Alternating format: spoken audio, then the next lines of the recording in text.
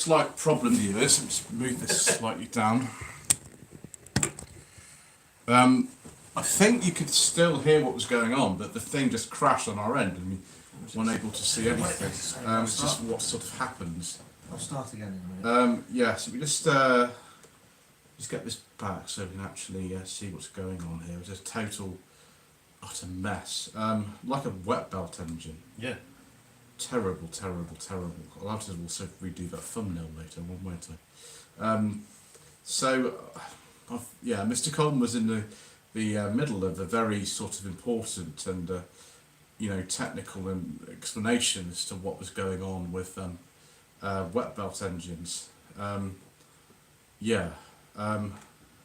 We get to, is it? Right. So we we're talking about the 2019 onwards EcoBoom engines. Right. So hopefully some of these comments will come back. We've got 10 people on there. It says 10 on there. It's very strange. What I'll do is, if you're not pushed on or anything, I'll start again with that. You start again. Yeah. You start again, and we'll be okay. Yeah. Yeah. So yeah, we're back. We're back. I think it didn't freeze on your end, but it froze on our end completely. Mr. Coleman's head was like a double-tick pigeon in Moonraker. It was sort of doing that, which was most unpleasant. So we're talking about the wet belt engines. I'll have to do this thumbnail again at some point. The thumbnail we've got is terrible because for some reason the live sort of system on YouTube is now broken rubbish. Yeah. So I kept trying to do the thumbnail better and it didn't work very well. So there are 4 main ones that we can talk about. There's one we can't talk about. In transit. Yes, sir, it is indeed. The rarest one is the 2 engines in the Mark X Honda Civic, a 1 litre and 1.5. Those we don't really know much about them. They only came out in 2017. Yeah. And obviously the Civic's it's an alright car, but I would say just go for a Mark 9. I love the Mark 9 Civic Touareg, they're brilliant. Yeah. I've sourced one of those before and I drove one recently, they're fantastic, particularly the manual ones. I've driven a few of those and they're great. The 11, the new one, which was introduced in the sort of middle of 2022 with a 2 litre, that's not a wet belt engine, it's a hybrid with I think a 10-speed gearbox in it, and they are brilliant. They're really expensive cars, the new Civics. Yeah. About the same size as an old Accord, really. But I would go for one of those. I wouldn't go for the 1 litre 1.5 engines that were in the Mark X. Then we got the PureTech engine, which was introduced in 2012. I think the first car was a Peugeot 208. Mm-hmm. Those actually are a bit different from the ones we're going to be mainly talking about tonight, which is the Ford ones. Yeah.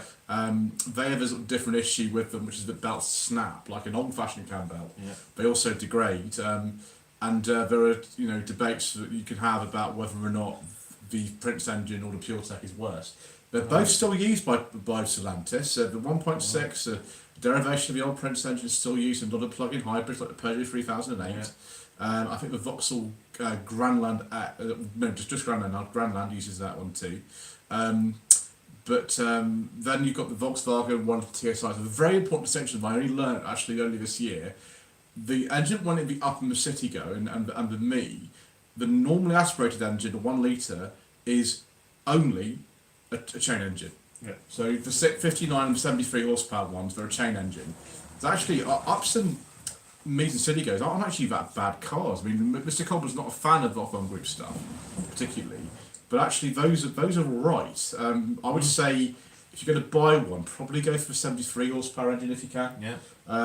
The 59 brake horsepower is so slow; they're unbelievably slow. I'd go for one of those. I'd probably stick to the manual one, but then you have the 93 horsepower and the 113 horsepower in the GTI, it's a TSI engine, and that's in everything. Like the Toledo used to had one of those engines in it. Like everything's got that pretty much. 80 horsepower, above 80 horsepower, 1 litre is a wet belt engine. And they have only been around since 2016. They've not been around that long. No. So one of the first ones we're aware of are the PureTech ones. And actually, those of you who've been to Chops Garage will kind of know that he recently had a Peugeot 308, an automatic one, 1.2 engine. Yeah. That had a replacement engine in it, or a rebuilt engine. With the EcoBoom engines, right up till 2017, you could get the 1.25 Zetec SE in the Fiesta Mark VII, like the one that I drove recently on the channel, which is an immaculate 2013 car. And that is the engine you should buy. 1.4, 1.6, and 1.25. I wouldn't go for the 59 brake horsepower version of that engine because they're very, very, very slow. Yeah. I go for the 81, and you'll be fine. You know, there are some problems you can have with the engines, but they're a lot more reliable than one of these. So the belt we've got here on the floor, which Mr. Con will pick up again in a second, using this cloth because it's still got oil on it. This is out of an 8-year-old Fiesta, 1 litre.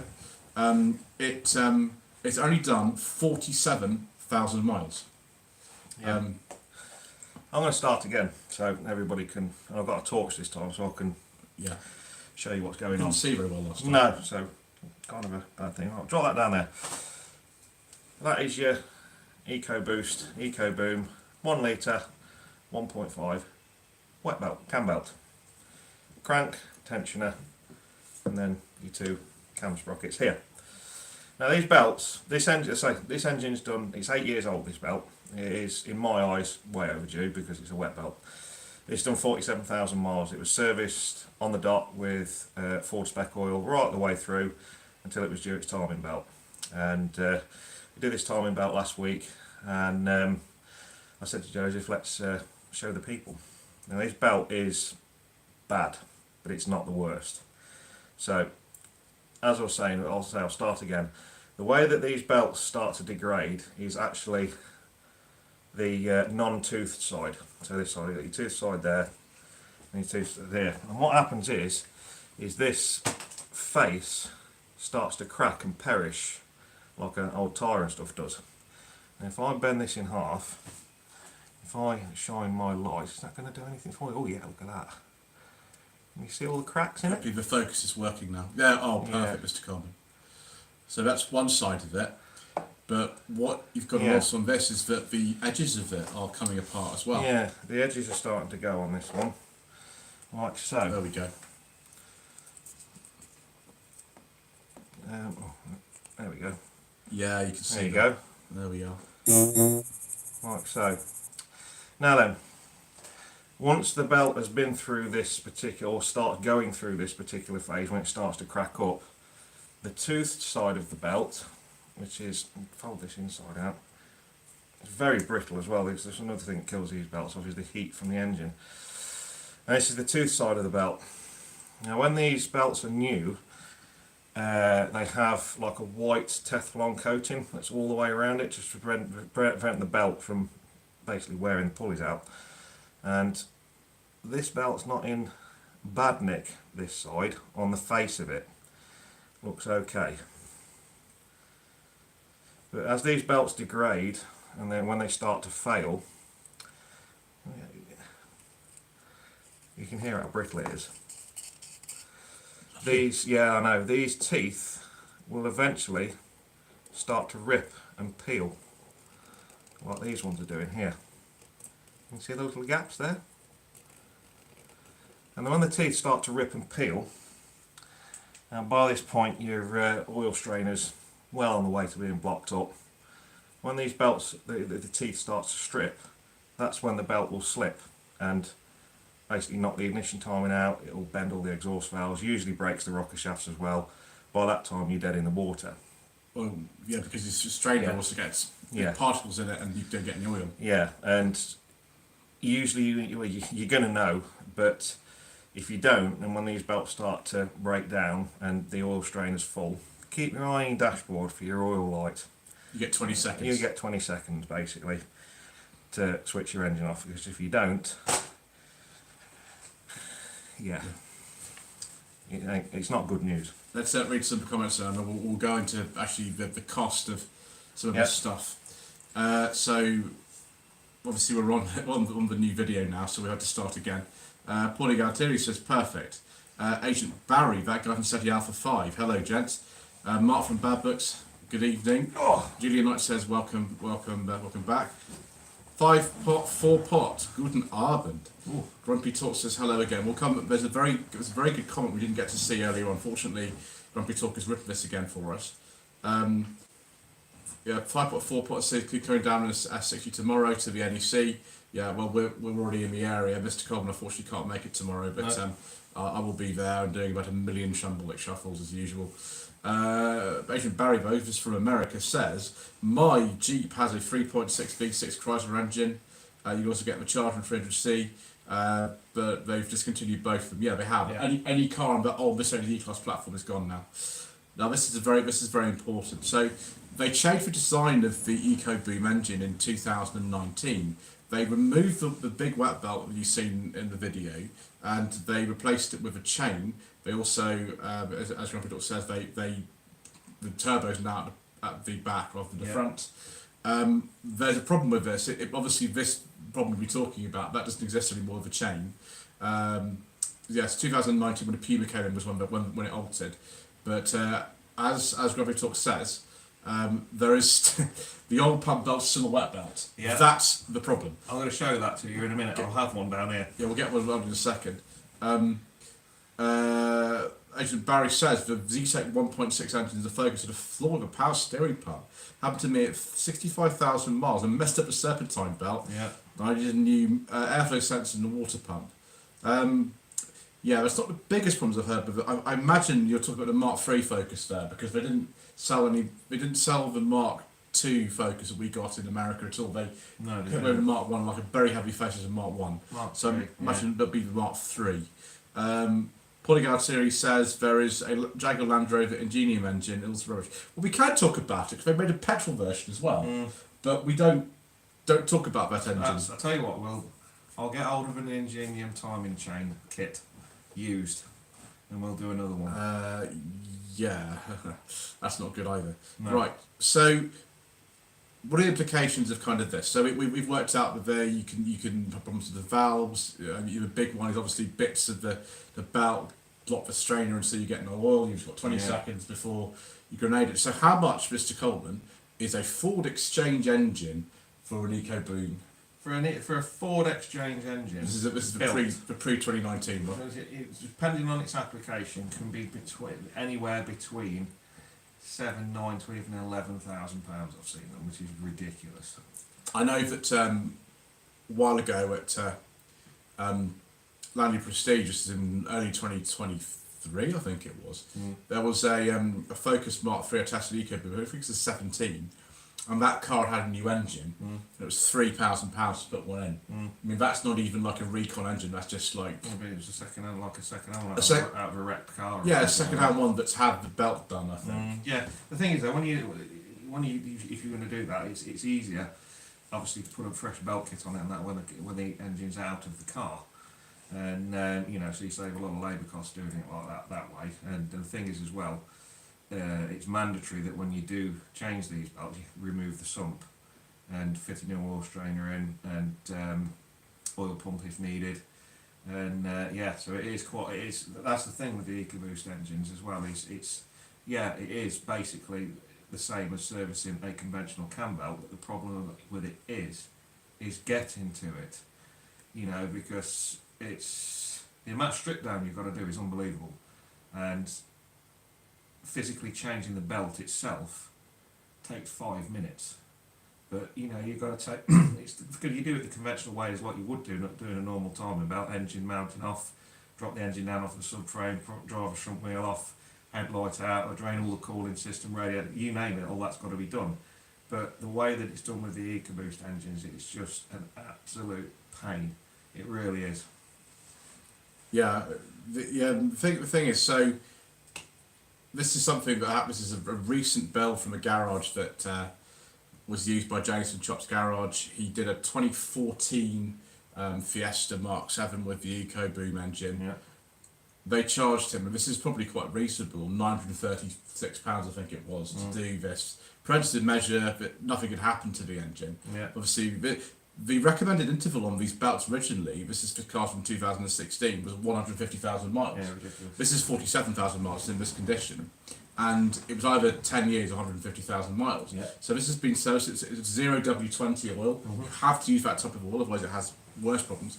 And this is the big thing that Ford are doing this sort of big sort of warranty claim on. at the moment, because people have been sticking to the rules, and a lot of people who have been taking the cars from independent garages because the Ford warranty only 3 years, they were sort of losing out on this, but now they've been more generous about it. Yeah, it's absolutely. I don't think they're honouring that with the Fiesta, aren't they? They are now. They Yeah. are now. They've changed their mind about it. Yeah. Obviously, the 2019 onwards ones. The problem lies with this oil pump. Yeah, 2019 ones. We'll do some more comments and then Still, I'll get onto that. still got that, because there's obviously Grumpy Talk is very familiar with these engines. A lot of the mechanics now are, Yeah. because these are been around for so long. They've been around for about 12 years. These engines, and so we're getting more and more problems. Some people have sort of put them up to very high mileage. So Sean Cook, we were talking about the difference between the PureTech and the Prince engine. I believe Sean Cook's Lady Ice Mini Cooper, that we can't discuss because the Prince engine is not a topic for this channel. It's a 2011, and the oil consumption seems to have stabilised, but the passenger door mirror glass has fallen off. Yes, never mind. Probably trying to get away from the engine. Yeah, maybe. Agent Barry, that guy's again for 5, says, I never had a problem with my Maestro 1.6 Advantage. No? I am one of the only people recently to have driven a 1.6 Advantage Maestro, because there are 2 in the country. There is a green one and a purple one. I've driven the green one, and it was fun. That was good fun, actually, that one. Paulie Archie, this is the best. This is a very interesting question. It's a very interesting one. So, he says, speaking of Ford Z-Tech engines, it always puzzled me why Ford made a 1.7 for the original Puma when they had a 1.8 Z-Tech in the Focus and Mondeo. The Z-Tech SE engine in the Puma is not the same engine as the one in the Mondeo at the time, which was the Mark II. They are not the same engine. Sometimes they call the silver top and the black top. I call that one specifically the Z-Tech R engine. It was introduced in 1991 with the Mark V Escort, and it was an absolute revelation when it came out. Originally called the Zeta engine, but Fiat said you can't call it the Zeta engine because Lancia Zeta is a model we're producing, so they call it the Z-Tech engine, Z-Tech R. That was introduced in 1991, 1.6, 1.8 2-litre capacity. It was discontinued in 2004 when the Mark I Focus went out of production. The Z-Tech SE engine, the largest one ever, was a 1.7 in the Puma. The smallest one was 1.25, introduced in 1995 in the Mark IV Fiesta, and made until it was earlier. It was made until 2018 for our market. The last car ever to use it was the Ford Ka Plus. It was a very strange capacity. It was not the same engine that's used in the Mark VII Fiesta. It's a very slightly smaller capacity. Why the heck that was, I have no idea. Absolutely no idea. But anyway, so they're not the same engine at all. The Puma had a 1.4, 1.6, 1.7. 1.7 was only in the Puma. Obviously, you can swap into the Mark IV or 5 Fiesta. That's not a problem. You can't put it in a car because the car, that engine won't fit. The cars didn't have it. No. And the 1.7 engine was developed by Yamaha using a CVH block, albeit in aluminium. And very, very nice engine. And popular conversion, as you say, for Fiestas. And nice engine. Yeah, it's good. I drove a 1.7 Puma on No Budget Reviews in 2022 and it was superb. I just find the car a little bit tight and claustrophobic inside. They're just a little bit, the visibility's not very good. I prefer a Mark V Fiesta personally. I can't get hold of a Mark V or 4 Fiesta for review for some reason. I can't get hold of one. It's a shame, I'd like to try one of those. So Agent Barry's talking about his Maestro Advantage. He changed the interior to a leather Van der Pla interior. Did you put power steering in any chance? Because the 1.5 Maestro a little bit heavy actually on the steering. And switched for scratchy plastic for wooden door caps. Lovely. A man after my own heart. Bash the Bishop. Mr. Coleman, what is your opinion on the Fiat 500 twin air engine?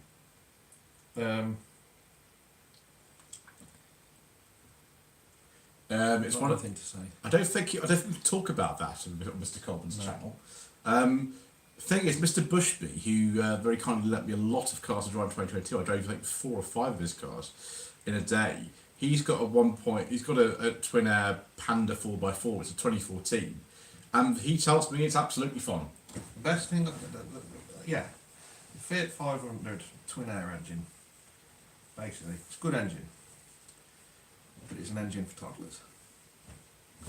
Right, okay. There we are then, so that's Grumpy Talk has sort of said, yeah, the Z-Tech SE and Z-Tech R are not similar, they're not No, similar. Agent Barry says, that guy on set the Alpha 5. I know a girl who had that Bart Turbo and constant issues with the clutch pedal. Yeah, like they got 180 horsepower out of that fire engine. The basic Abarth's a 135, I think. That's the one I drove in December last year. I'd never driven an Abarth, so I tried one. But not really me. I mean, it was all right. It wasn't particularly me. Clutches, I think, are quite common on the Pandas as well, actually. Some of the clutches, because they're the same car. Bash the Bishop must have been because he's kept pushing the clutch pedal down. I don't know. Richard Howlett, a very good point. The Accord that he has, which is a 2010, I believe, which I filmed in 2021. Also got the big 2.4 in it as well. Yeah, it's a 2.4 Auto. It's the Tourer. That is a superb car. Yeah, they are. That is much better than a C-Class or a 3 Series or an A4 or anything really. But of course, did people in this country buy them? No. No. Because they're silly. Thousands and millions of them over in the States. Because they're silly. They didn't buy any. It's a much better car. Ooh, that's interesting. Agent Barry says my second book is released today. Yes, excellent books that he's writing. It's just unfortunate I don't have time to read them at the moment, which is a bit of a problem. Bashevich, I love the Haynes manual for the Tiger Tank. Is that one of those for Tiger Tank? Yeah, Haynes manuals. Haynes Book of Fairy Tales, I used to call those. Did you? Yeah. Apparently, Agent Barry says that the Haynes manual, he's got the Haynes manual for the USS Enterprise. That's interesting. Marvin Badbook said, good old Hondas. My wife's 2012 Jazz, same mileage and running beautifully under 10,000. Yeah, who's the guy with the Starship Enterprise? he's in America. Agent Barry. Agent Barry. Yes, he has. I've got right off camera here a Star Trek tridimensional chess set all set up. Oh right, It's that big glass thing there you can see. Should I bring it? I'll have a look in a minute. Okay. Yeah, we've got that here. Yeah, 2012 Jazz is a Mark III. I tested one of those actually earlier this year. It was an SI version. It's like the most sporty one they ever did over here. It's very stupid of Honda not to import the 1.5 on Jazz Mark III over here. Yeah. It's just not very fast, are they? Like kind of even 1.4s aren't very fast. No. I had a Honda Fit as a hire car about 6 or 7 years ago when I went to the States. Yeah, that was really fast. It was a hire car. That'll be the 1.5 Sport model. Yeah, it was like a rusty orange colour. Yeah, like they've got it's a Mark IV. That one. Yeah. Oh, that's a very, very good point. Robbie Talk says too many people buy badges over engineering. They do, yeah. We're very guilty in this country. I mean, we buy more Audis than we do Fords now. Yeah.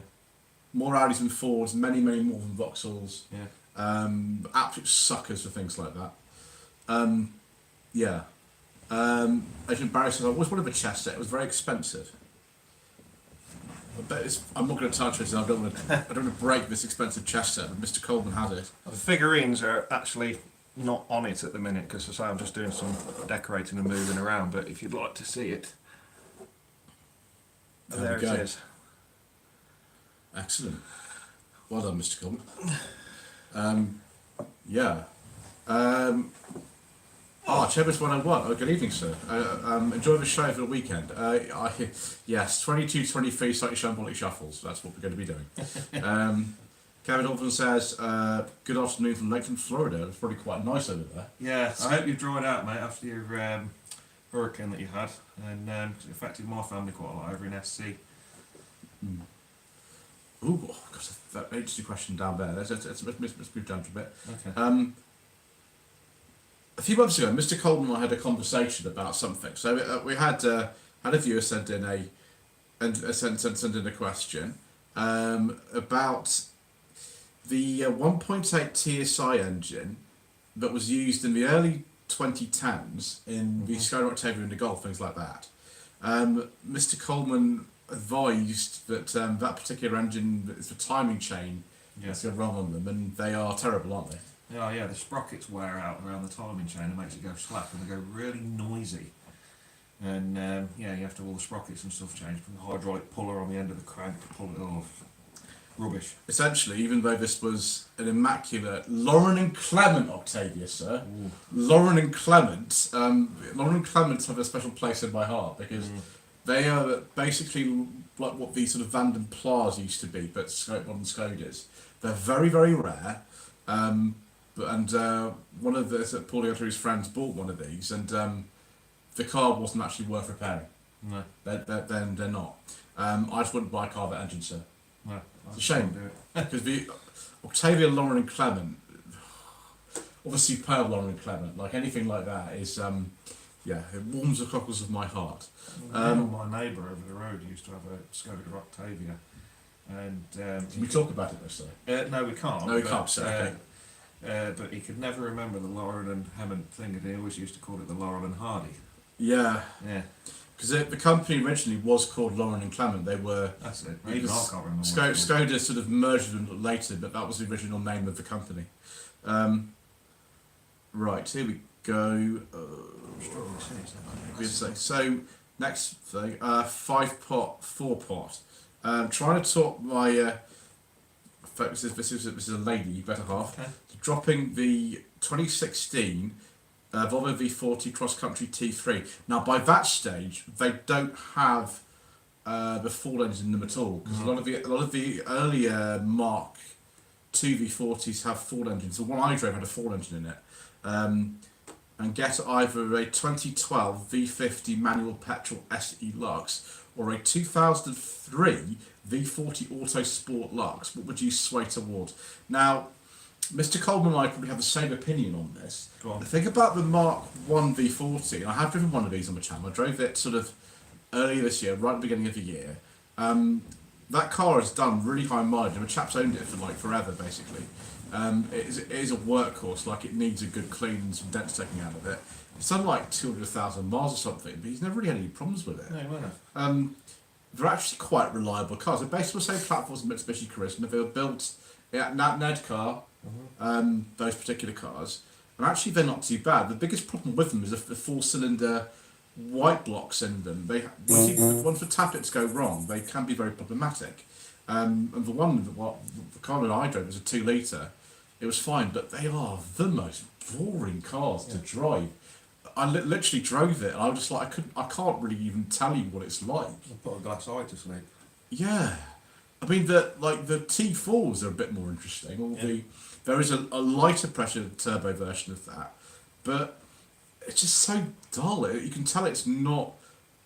It wasn't even engineered by Volvo. It was engineered by Mitsubishi, and it's a bit of a shame because it's not too bad. It's the most boring car I've ever driven in my life. Yeah. Like, you know, this is someone who's in the Volvo Owners Club. Like, so V50, very similar to an S40 or a C30 or a C70 Mark II. Yeah. The 2-litre would be the Mazda L engine. It's in the MX-5. Yeah. They're actually pretty good engines. The only thing is a V50 or an S40, they're not the sharpest cars to drive. The steering is very light in them, and they decided when they developed the car, they were going to, because Volvo in the mid 2000s was very America focused, incredibly so, because that's where you need money. So Ian Seabrook did a video recently on an XC60 we can't discuss, and he sort of commented about how various features were for the American market. And Volvo were very much like the XC90 was huge in America, particularly the 6-cylinder and V8 models. So you've got to be careful with these V50s and S40s because they're not worth a lot of money. So if you have any problems like we had with mine with wiring, which would have cost like $1,000 to sort out of the garage, you have to scrap the car really. But they're very resistant to rust. The Mazda L engine's very good. Yeah. You can have electrical problems in them, as I'm finding out from some of the people who own them on the Volvo Facebook groups. Yeah. But they're not very expensive. Like, you can pick up one of those for under £1,000. Yeah. I wouldn't advise I spend a bit more money. I mean, I prefer the 2.4 5-cylinder, but in 2012 that wasn't actually being made anymore. They discontinued that about 2008 in this country. You could buy a T5, but like the T5 is a bit unnecessary because it's not actually an area driving much faster than a normally aspirated one. And they haven't they didn't change the suspension, so like it's just as soft to drive. So I would 2 litre is probably a good option actually. Yeah, Mazda engine probably quite a good car. The thing is, you're also looking with the V40 at a very very old car, like a 21-year-old car. Yeah. Volvos are quite good for rust resistance, but those ones are starting to go now. Yeah. Just because they're old. Mark from Bad Books says, hopefully the Mark 4 Jazz 1.5 is not a wet belt. You know, I don't know. I don't actually know about that one. Because it could be the same engine as in the Civic. I think it is. Yeah, it might be. The one that's made another Mark 5 isn't. Yeah. But I can't remember now. I don't remember. You have to look that up. Jova R. This might be a sacrilege, but no, we can't answer that question. I can. You answer the question, Mr. Cobwood. Volvo 760. Thank you, sir. Bashir Bishop says we don't discuss sacrilege on this channel. No, we don't, sir. We don't discuss that. Like Ivan Seti Alpha 5 says, my wife has a Dodge Ram with an engine we can't discuss. Right. Oh, yeah, Yeah. she's got a good engine there, mate. Next one.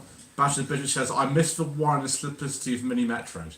Now, I've driven 4 mini metros. Let's guess it's right. Which ones have I driven? A 1 litre Mosaic, it's an 89. The 1.3 Van den Pla 1983. That was fantastic. That had been breathed on. It had about 82 horsepower in it. That was hilarious.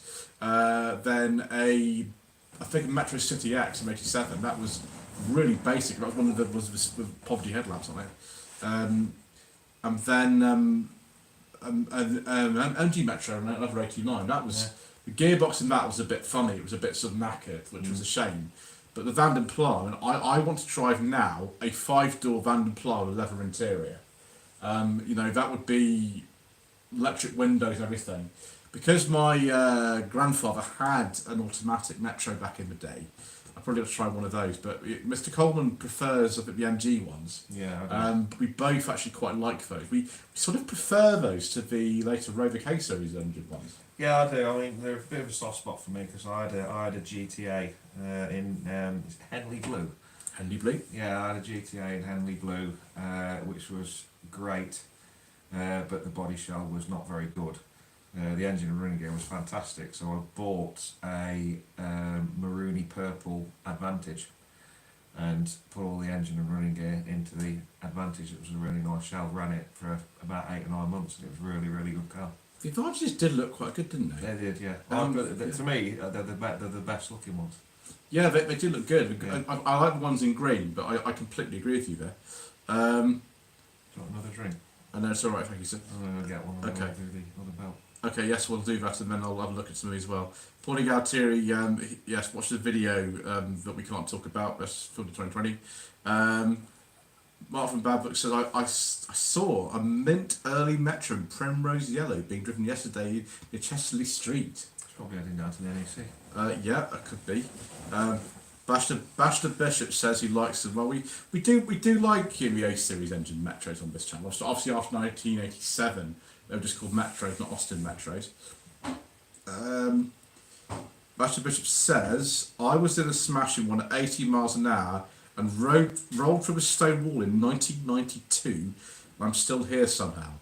I don't think the Metros were particularly crash resistant, so that is rather amazing. And of course, the suspension was low in the early Primrose Yellow Metro.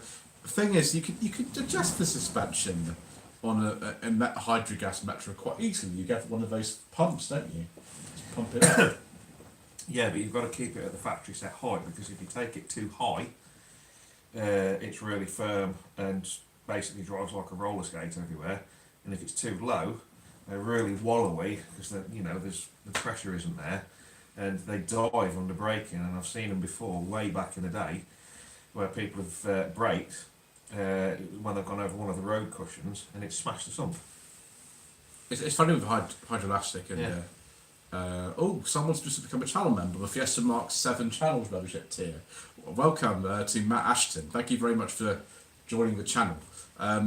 We actually do have another Mark 7 Fiesta coming up at some point. I've been offered another one, which will be the 4th one. We actually really like them. There is a reason why Channel Motion Ed after that, because they're one of the best second-hand cars you could buy for under £5,000. Yeah. They just one of them. Right, so Maestro Advantage. And I do have a review of Maestro Advantage. It was filmed in 2021, and that is on the channel if you want to see it. It's a green one as well. Obviously, there's a green one and a purple one. The main problem I happened with Maestro Advantage was there's not much equipment in it. No. You don't get power steering. You don't get electric windows. It's really like it's like an appearance package for an L. Yeah, That's basically yes. It's like an L, which is some of you like kind of the manual door mirrors and manual windows and like one speaker on the stereo and things like that. But I am the Vanden Plas sort of person, and we like everything. We like everything as much as possible. So that's not really me. But the two Vanden Plas Maestros I've driven were very nice. We enjoyed them very much. Although neither of them had power steering, which was rubbish. Only the later sort of when we changed the dash in February '86 on the Maestros, you could then get power steering, but not before that. Battle Bishop. This is hydraulic suspension was neglected. Mr. Child from the All Things Alex channel, who let me have a look at his Riley Kestrel recently, he has actually pumped up the hydraulic suspension. He's got a little pump. It's called a catsuit pump, which is very strange, which he's with the fluid in, but the car just sucked down again. So it's screwed that suspension in his car. Yeah, it needs the Schrader valves changing and all that kind of stuff on it. Yeah, the list is really long with that. It's an absolute dear. But hydrogas is obviously different. It doesn't use the same fluid as hydroelastic. It does. Does it? It's the same. Really? Yeah. I'll have to explain to you the difference between a hydrogas and a hydroelastic system. 'Cause I know there's still loads of hydrogas pumps around, because the last car that used it was the MGF until 2002. So Rolls-Royce still used it right up until They still use the system? about 2012. because getting it pumped up is not actually that expensive, like 50 quid or something. If you buy It's a lot more than that. Is it a bit Yeah, more? particularly because of the amount of stuff that you have. And the thing is, like I say, the pumps are out there. I do actually have a pump. A Metro hydrogas pump, maybe. I've got a Lucas hydrogas pump, so I can do Rolls-Royce, Rover, all that kind of stuff. Crazy. Yeah. Yeah. So, but most of the Metros I see, and this is even like the Concourse ones, as Mr. Coleman says, like a lot of people don't set it up properly, and there is a company, obviously Ian Kennedy from, I think he's called Hydrogas Hydroelastic Services Limited or something. He's an absolute expert in them. I can't really charges for it. Well, Pet 8 seeing a Metro at a show. Yeah. That looks like a 110 county. It's all Yeah. here. Or like this. It's like you. It's even in the. It even if you got the handbook, it even tells you the height that it needs to be set at. 12.25 inches front from the hub nut to the base of the wing, and on the back 12.75. Done. So that's it, isn't it? Paulie Gauteri says, did the owner of the Skoda Felicia at Lauren Clement Estate ever get back in touch about possible review? No, he did not, which is annoying because those are such records. The Felicia Lauren and Clement is very exciting, Mr. Colburn. It's the most exciting Felicia it's possible to get. I bet it is. It is. It was the first one exceptional and never got back to me. Never mind. Comfort Zone says, you're going to have a crash. Have a roll as this helps absorb energy. What? Have a roll if you have a crash. Yeah. What's the nice number of rolls you've ever done in a car, Mr. Coleman? 3. What's it on your father? 6, I think. Was it Capri? Yeah, and a Capri, yeah. I bet that hurt him. No, it was alright. He's a big bloke and a Capri's tiny, so there's less space for him to go. Yeah, I see what you mean, yeah. So going for the Alpha 5 Agent Barry, why mine ended up with Vanden Plas interior was that the seats were ripped, so I was given a free car. So I switched it over, the power steering, that sounds nice, sir. Maestro Advantage upgraded to Vanden Plas specification. That would be a nice car, wouldn't it? The only thing is, you should drop the engine for an MG, that would be even better, wouldn't it? I'd actually for a laugh, I'd have changed the badges on that and called it a Vanden Advantage. That'd be pretty good, wouldn't it? Vanden Vantage. Vanden Vantage, there we go. Right, yeah, so Grand Prix like some Mark 7 Fiesta. We do, because if you get a nice one like the one that Ibby has, it's I can't tell you what, because it's really nice. The only thing you had to pay quite a lot of money for that because people are cottoning onto the fact that you really don't. You just want the 1.25 or the 1.4 or 1.6. You don't want the EcoBoom engine. Yeah. And so like ones that are like that are worth quite a lot of money now. Basher Bishop says mattresses are fantastic. Everywhere neglected for oil. Yeah, oil leaks. Yeah, they're common. Never let me down.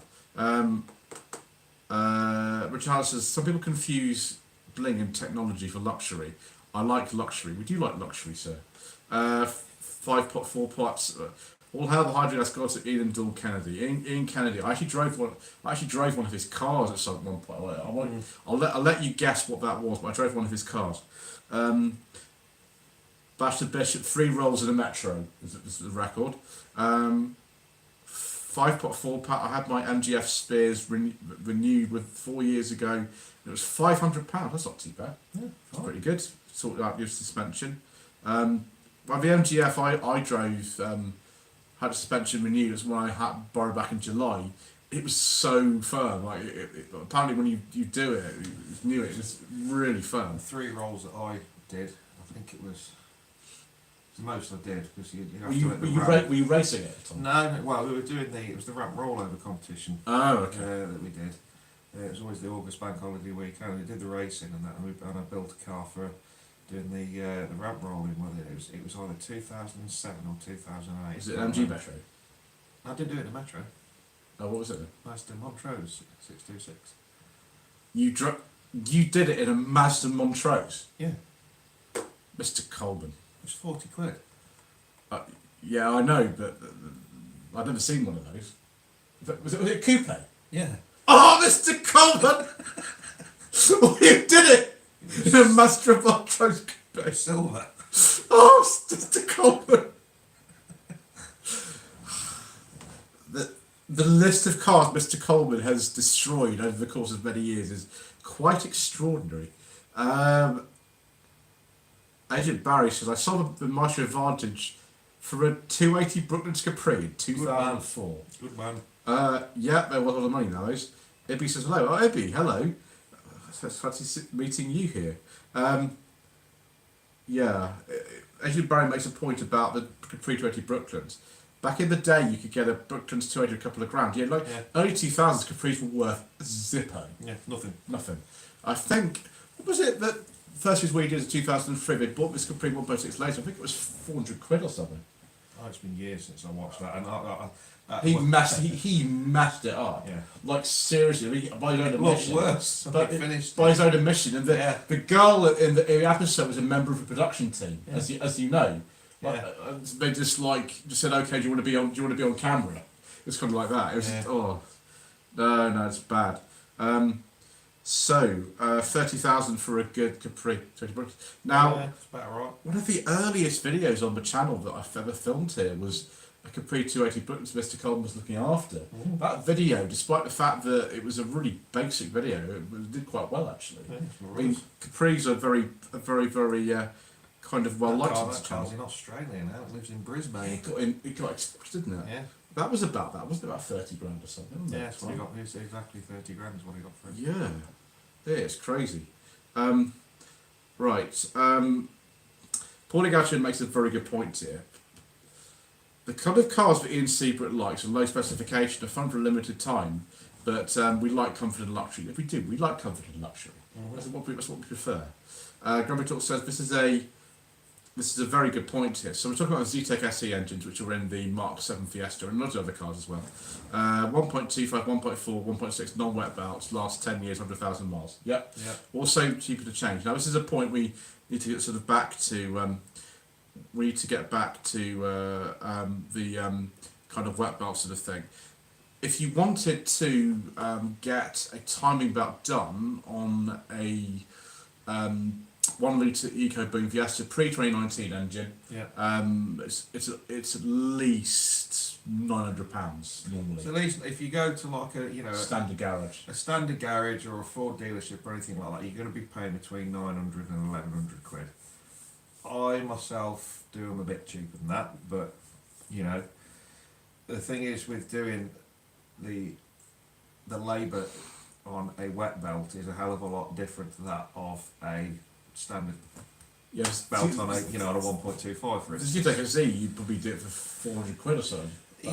Yeah, and that's that's at the top end of it, because and I think the things we need to take into account with it as well is the actual equipment that you need to change the timing belt on a wet belt engine, like the camshaft locking tools and all that kind of stuff, is extremely expensive.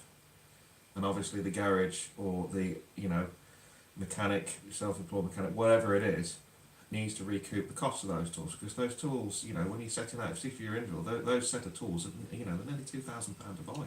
Yeah, the thing is obviously like people are going to start doing a ton of them. Or I feel Yeah. dealerships are doing the replacement of the wet belts under warranty Yeah. now, so they're with loads of those. Yeah. So we're going to look at the oil pump belt now. Yeah. Now, as Robert Dux pointed out, in 2019 when the Puma was introduced, the EcoBoom engines are now very different. The turbo's now at the back, not the front, but the oil pump belt is still the same.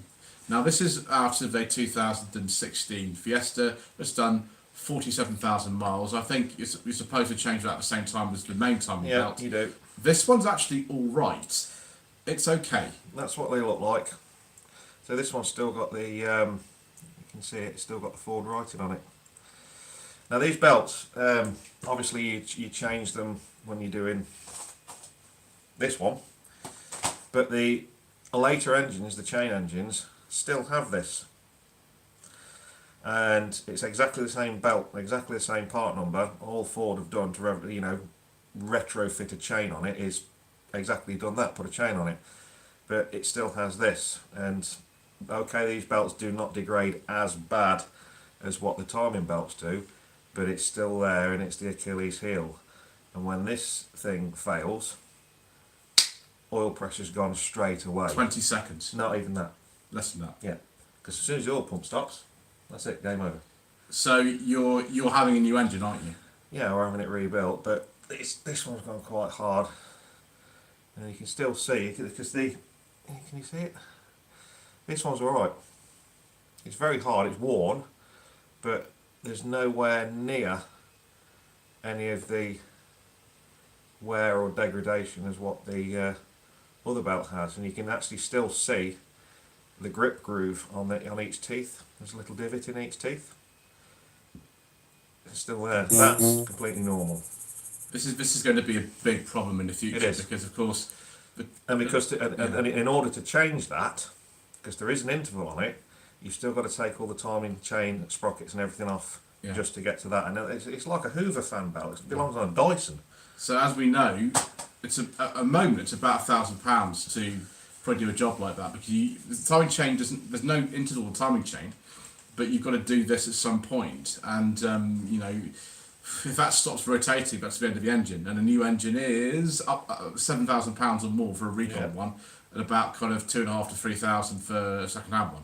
And that will be obviously writing off a lot of these cars. So the Puma I tested in September, that will have that engine in it design. It's built with the chain cam and that belt in it.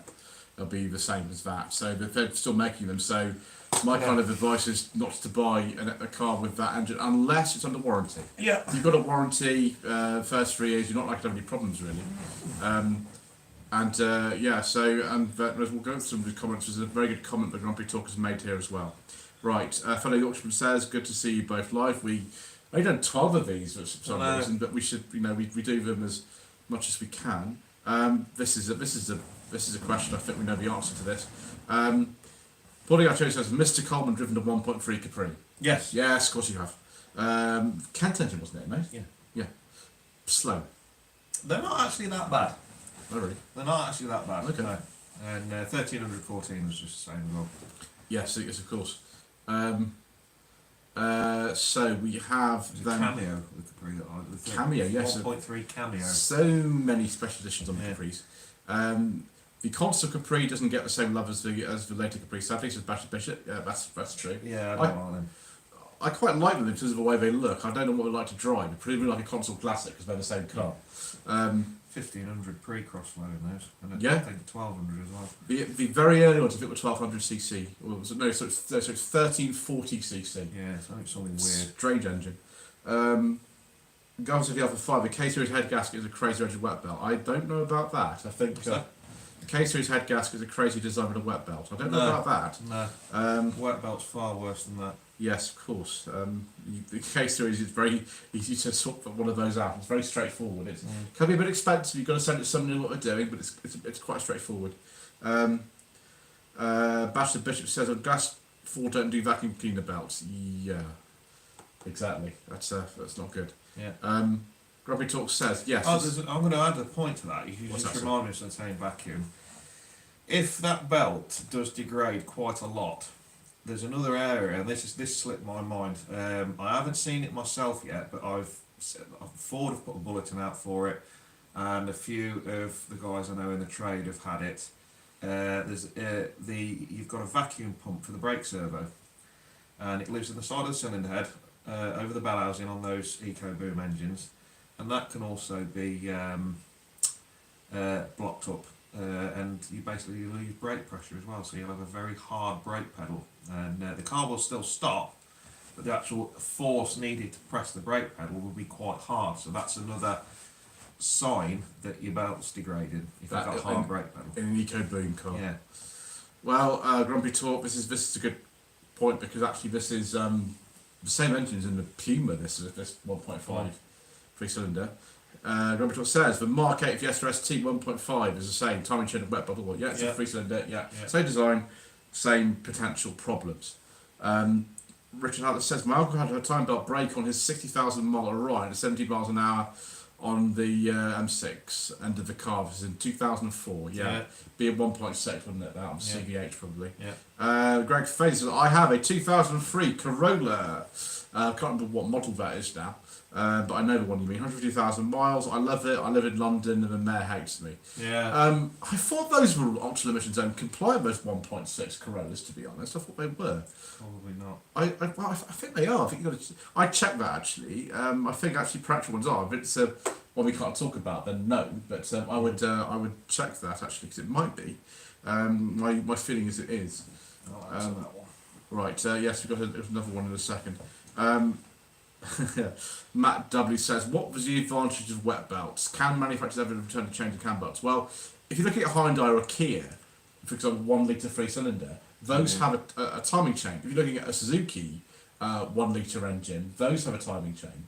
So it's not everyone, it's only like about 4 manufacturers or manufacturers groups that use them.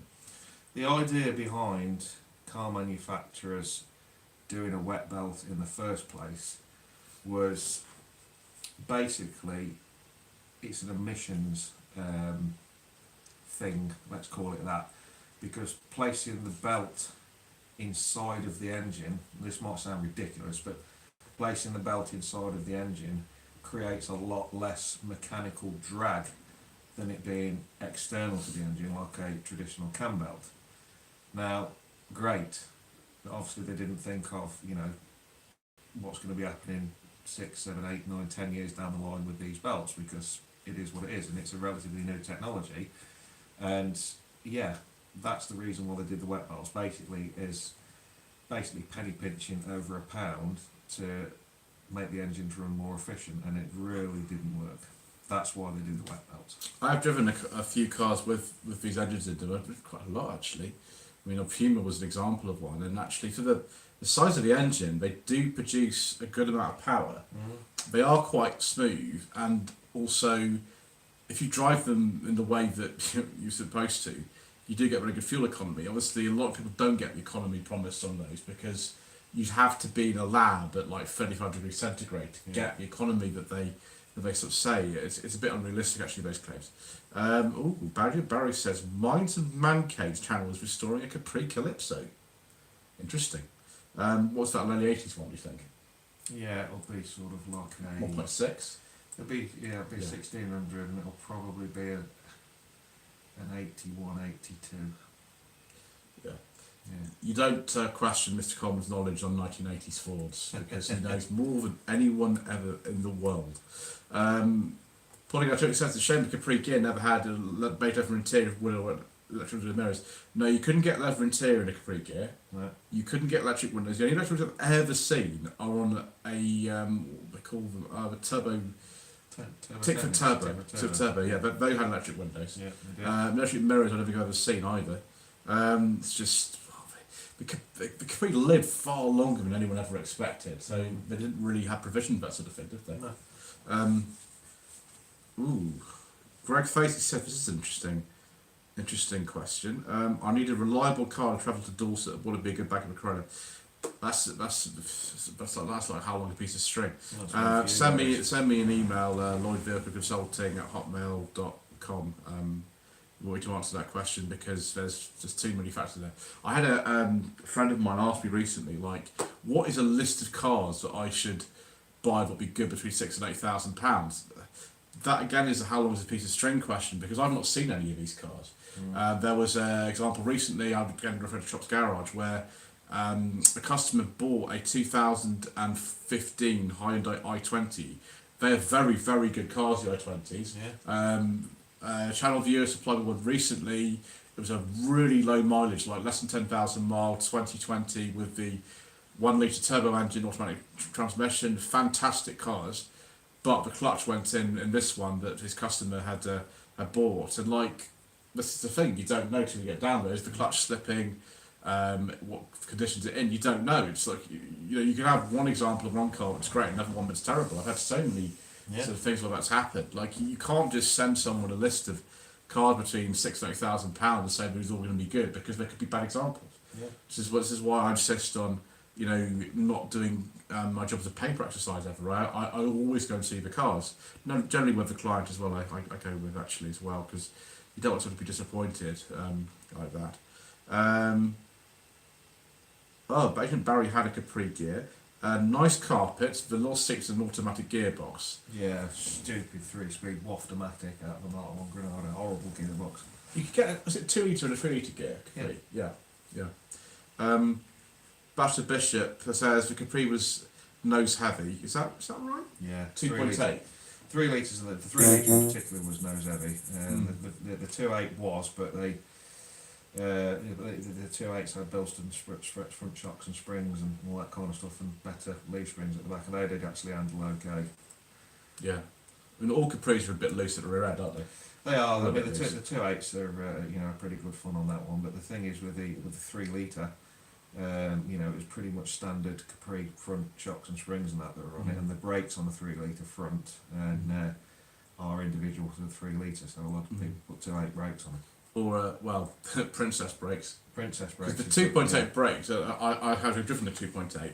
They're pretty bad. All Capri brakes are bad. Yeah, it's quite scary. Like it's like nothing when it locks. Yeah. You got to be very careful driving Austin Princess brakes are the way to go forward. I've done it on every Capri I've owned. Princess and Ambassador brakes are actually honestly are really good. This is good sort of question you had it. Grumpy talk. Emissions. Smaller fuel tanks for lower emission. Tested over half tanks, so less weight, more range. Less weight, worse range. Yeah. Yeah. After this is something I also knew actually. Tasty Classics is restoring a UK spec 81 Cortina 2-door with 1.3 L.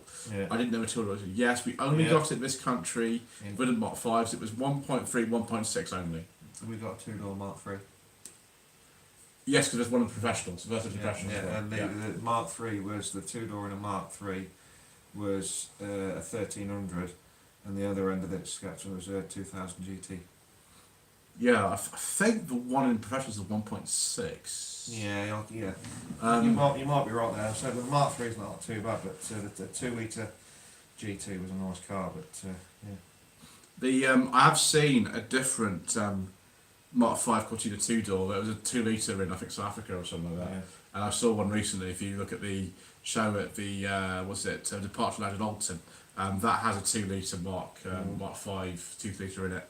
I think it had the window shade thing in the back. What do they call those? A louver. Yeah, it had a louver on the back. It looked fantastic. Barry says, I had to go in a 3 litre S Capri, of course, because that's what you do, because you are Lewis Collins if you drive one of those. Yeah. I also own 2.8 to 280 and a standard 2-to-1 to 4-speed. Yeah. That's a lot of Capris, isn't it? It's an awful lot. 2 litre, if it was a rail box, it was in that 2 litre, the 4-speed in that was a great gearbox. Yeah. Bashford says likes 2-door Cortinas, 2-door, 2-door 2-litre S Cortinas in white. Well, that's a rare old thing that. Comfort Zone said the C4 water transmission. Which one is that, Mr. Coleman? That's it's the later version of the C3 basically. Okay. The C4's not, they're a bit better gearbox, but the C3 that was in the Capri and Mark 1 Granada. Fuck. Yeah, most of the sort of 2.8 Mark II Granadas were automatic, weren't they? Like 90%. But yours is obviously the 5-speed manual from the factory, and that is a different thing altogether, isn't it? BW35, I think that was in the Revit P6. That drove was about one of those, wasn't it? What's that? It's a 67 Revit 2000 Yeah. automatic. Yeah. That actually was all right, that one. Good point, Agent Barry here. Van der Valk had a 2-door Cortina burst of Taunus. Yeah, it's in the title sequence. It's Taunus because it's in Amsterdam. So yeah, 2-door Cortina. Yeah. It was that would be a Mark IV, I think. That'd be a V6 as well if it was a 2-litre over there. Oh right, yeah. And then Bash the Bishop says the Mark V Cortina 2-door has longer doors than the standard 4-door. Unlike the Marina Coupe, yeah.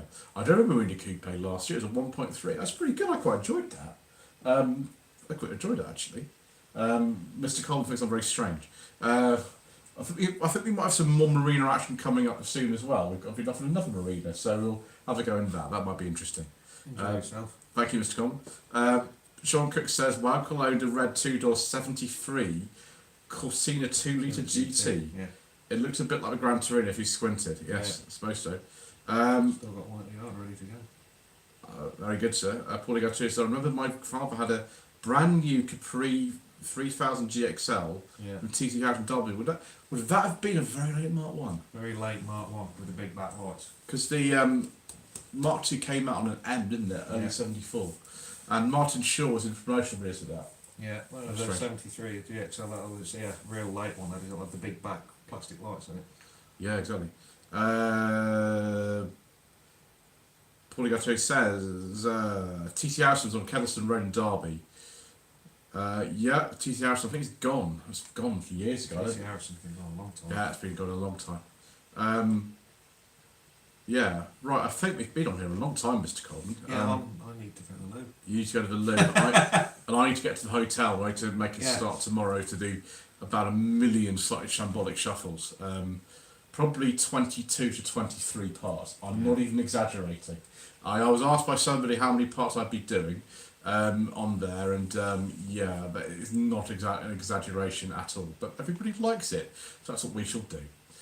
So thank you ever so much indeed once again for watching. Thank you, Mr. Coleman, for explaining about wet timing belts, which is a subject that will come up time and time again in the future of the car industry in this country and many other countries. And thank you to the gentleman who has upgraded his channel membership to the set to Lego tier, which means that you actually get to see the very vague vlogs the day that they are published. Yes. Which some of you do find exciting. And thank you for all your comments. It's 22 of you watching at once, which is very kind. Sorry about the problems earlier. That wasn't very fun. We shall see you again very soon.